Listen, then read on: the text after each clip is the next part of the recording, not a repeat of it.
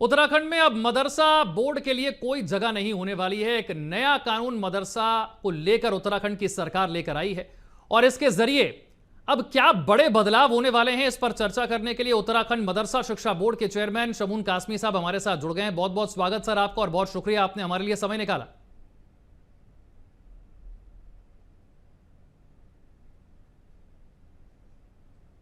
शमून कासमी साहब सुन पा रहे हैं आप? को आपको बहुत बहुत बधाई नई पारी की और नए चैनल की। बहुत शुक्रिया सर। लेकिन जो खबर उत्तराखंड से आ रही है उसे थोड़ा समझाने की कोशिश करें। आप खुद क्योंकि उत्तराखंड मदरसा शिक्षा बोर्ड के अध्यक्ष हैं, और मदरसा बोर्ड क्या अब खत्म कर दिया जाएगा या फिर खत्म कर दिया गया है? स्थिति क्या है और इसकी जरूरत क्यों पड़ी? नहीं, देखिए, अभी ख़त्म नहीं किया गया। 2026 जुलाई 2026 को उसकी मुद्दत पूरी हो जाएगी और नया प्राधिकरण उसकी जगह पर वजूद में आ जाएगा। और जो बहुत मैं समझता हूँ कि वो समावेशी है और बहुत उससे फ़ायदा होने वाला है। जो तमाम माइनॉरिटीज़ हैं, जो पारसी और बौद्ध, सिख, ईसाई, मुस्लिम्स, ये जो 6 अल्पसंख्यक जो माइनॉरिटीज़ में आते हैं, तो इन सबको मिला के एक प्राधिकरण बनाया है। और ये काम मैं समझता हूँ कि सरकार और माननीय मुख्यमंत्री पुष्कर सिंह धामी जी का बहुत दूरगामी है, समावेशी है। इससे इससे उन बच्चों को, जो माइनॉरिटीज़ के बच्चे हैं, विशेषकर मुस्लिम बच्चे जो मदरसों में पढ़ते थे या पढ़ते हैं, तो उनके लिए बहुत उनके साथ-साथ जो अदर्स माइनॉरिटीज़ हैं, उन्हें भी फ़ायदा होगा और एक ही छत के नीचे उन सबको मान्यता मिलेगी।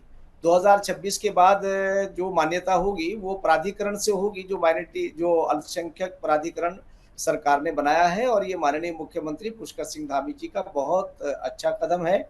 मैं समझता हूँ कि आने वाले दिनों में मदरसों में पढ़ने वाले बच्चों को इसका बहुत लाभ होगा, इसलिए कि उन्हें गुणवत्तापूर्ण एजुकेशन मिलेगी।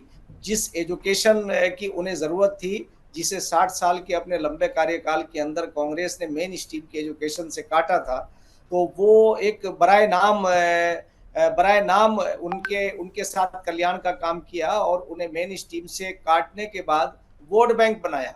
आज की सरकार ये चाहती है कि सबका साथ, सबका विकास, सबका विश्वास और सबका प्रयास, सब पढ़ें, सब बढ़ें और सबको बराबर मौके मिलें। और यही यही उत्तराखंड सरकार के माननीय मुख्यमंत्री पुष्कर सिंह धामी जी ने अपने कार्यकाल के अंदर अपने मुख्यमंत्री का जो उनका कार्यकाल है, जिसे वो बहुत ही बड़ी कुशलता के साथ आगे लेके चल रहे हैं। और पूरे प्रदेश के अंदर जो उन्होंने अब तक जितने कानून बनाए हैं, वो बहुत लोकप्रिय भी हैं और न्याय संगत भी है।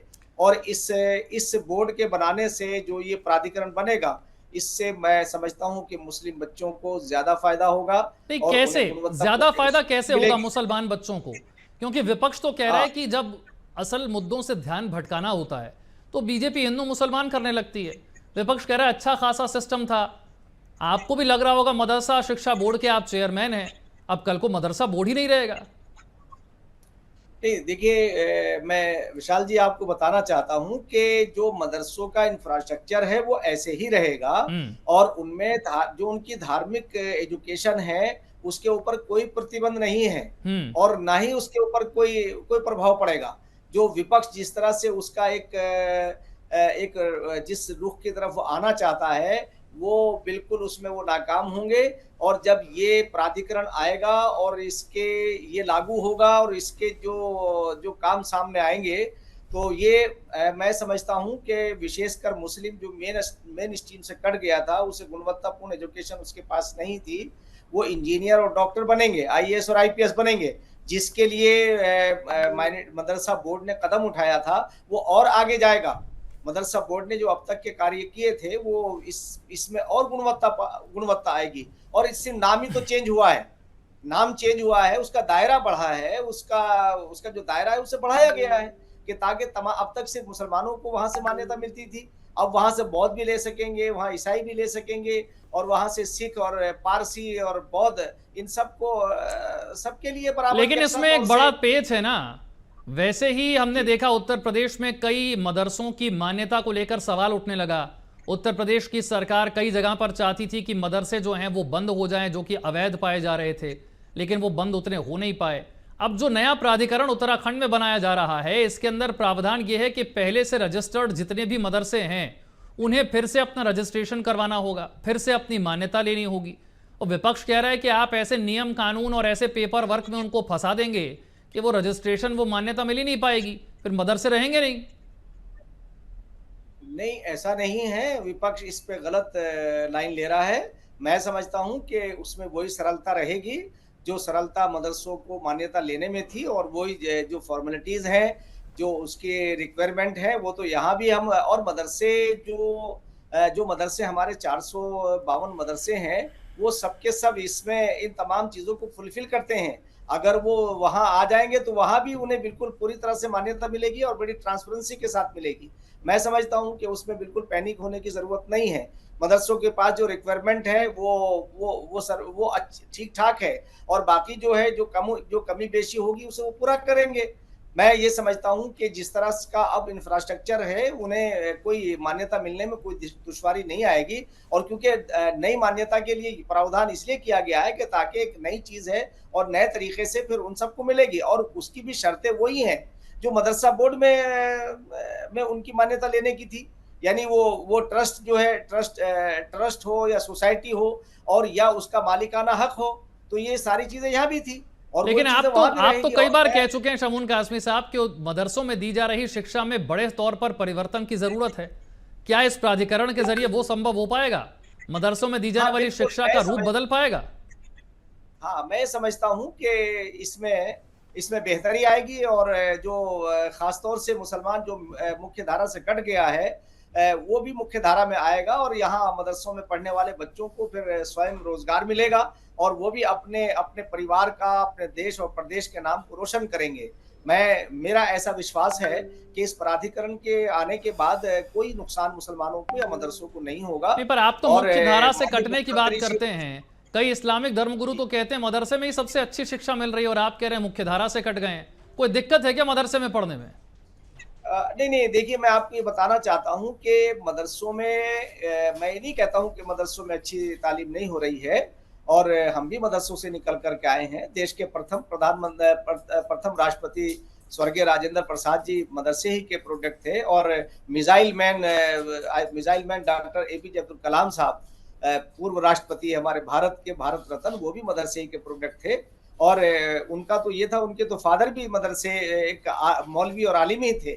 तो इसलिए मैं कहना चाहता हूँ कि मदरसों की किसी एजुकेशन के ऊपर कोई उंगली नहीं उठा रहा है। उन्हें और गुणवत्तापूर्ण बनाने के लिए माननीय मुख्यमंत्री श्री पुष्कर सिंह धामी जी ने यह कदम उठाया है। और मैं एक बात कह सकता हूँ कि हमारे मुख्यमंत्री श्री पुष्कर सिंह धामी जी, वो किसी के लिए अहित नहीं करेंगे।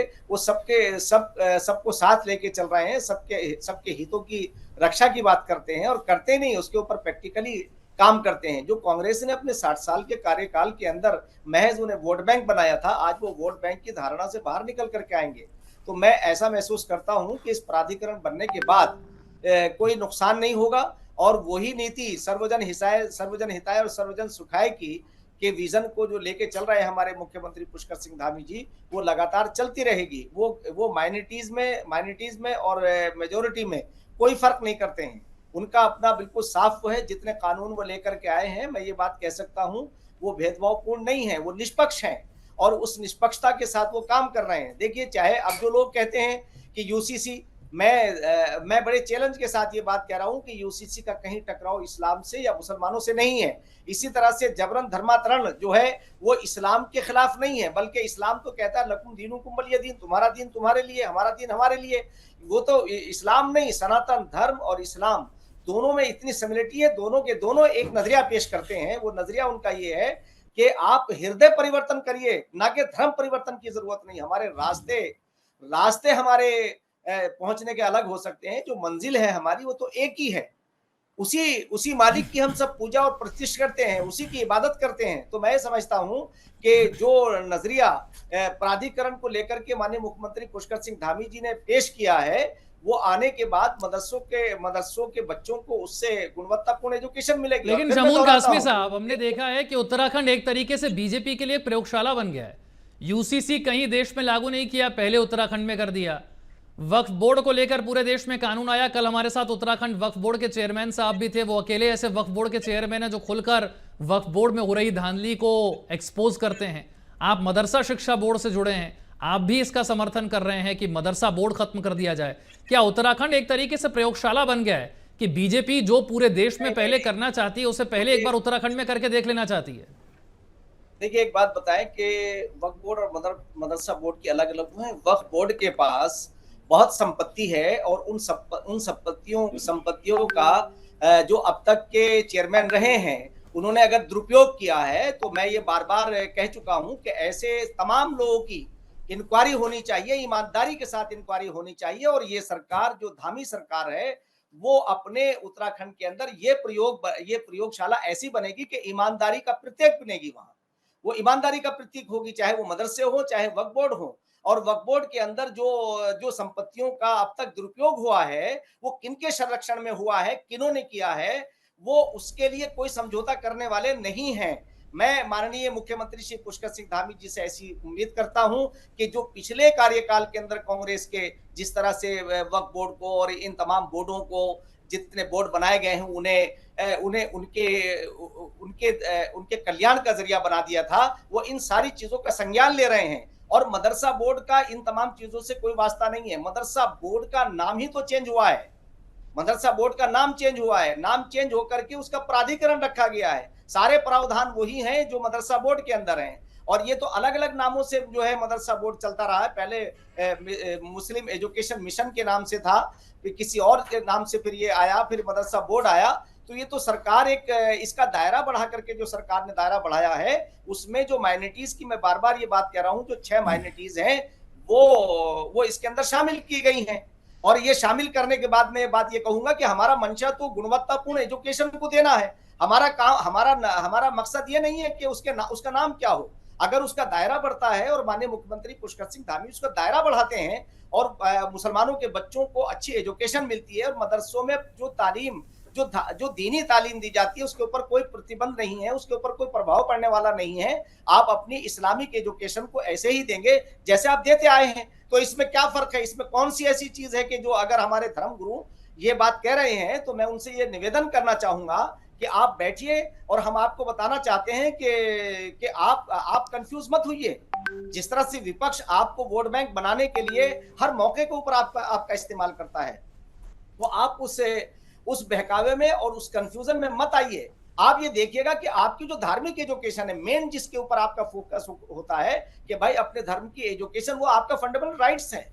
उस राइट पर आपके कहीं कोई प्रतिबंध नहीं है। जो आपको संविधान ने अधिकार दिया है धार्मिक एजुकेशन का, वो ऐसे ही रहेगी। तो इसलिए मैं आपके माध्यम से कहना चाहता हूं कि मदरसा बोर्ड का नाम चेंज हुआ है, उसका प्राधिकरण नाम किया गया है और उसके दायरे को बढ़ाया गया है। तो इसलिए इसमें पैनिक होने की जरूरत नहीं है। और विपक्ष तो चाहता ही ये है कि मुसलमान जो है वो अच्छी एजुकेशन हासिल ना कर सके, उन्हें रोजगार ना मिल सके। अब जब ये मेन स्ट्रीम की एजुकेशन हासिल करेंगे तो ये मदरसों में पढ़ने वाले बच्चे कल ये आलिम भी होंगे जो अपनी धार्मिक एजुकेशन के लिए उसके ऊपर कोई प्रतिबंध नहीं है। आपकी जो मेन स्ट्रीम की एजुकेशन है वो आपको ग्रहण करना आपके लिए वो तो वैसे भी जरूरी है, इसलिए कि हर बच्चे का मौलिक अधिकार है कि उन्हें अच्छी गुणवत्तापूर्ण एजुकेशन दी जाए। तो इसलिए मैं आपसे कहना चाहता हूं कि मदरसा बोर्ड में और प्राधिकरण के अंदर जो कंफ्यूजन है उसे दूर करना चाहिए। उसके दायरे को बढ़ाया है, उसे खत्म नहीं किया है, बल्कि उसका नाम चेंज हो जाएगा। एक स्टेटमेंट में आपको पढ़कर सुनाना चाहता हूं, एक स्टेटमेंट में आपको पढ़कर सुनाना चाहता हूं जो कि मुख्यमंत्री पुष्कर धामी की है। उन्होंने कहा है कि मदरसा शिक्षा व्यवस्था में वर्षों से केंद्रीय छात्रवृत्ति में, स्कॉलरशिप में इरेगुलरिटीज, मिड डे मील में गड़बड़ियां और मैनेजमेंट में ट्रांसपेरेंसी की कमी जैसी गंभीर समस्याएं सामने आ रही थी और इसीलिए हमने यह फैसला लिया है। क्या दिक्कतें आ रही थी?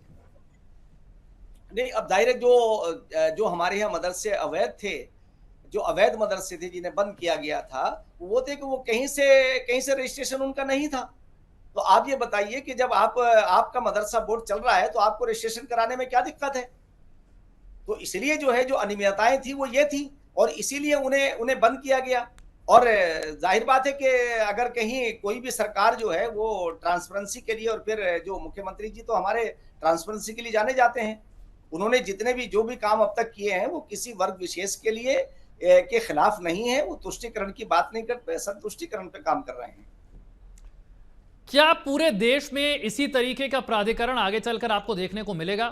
क्योंकि मैंने कहा कि उत्तराखंड एक प्रयोगशाला है। पहले यूसीसी यहां आया, पूरे देश की तैयारी हो रही है। वक्फ बोर्ड में बदलाव करके देख लिए, पूरे देश में आ गए।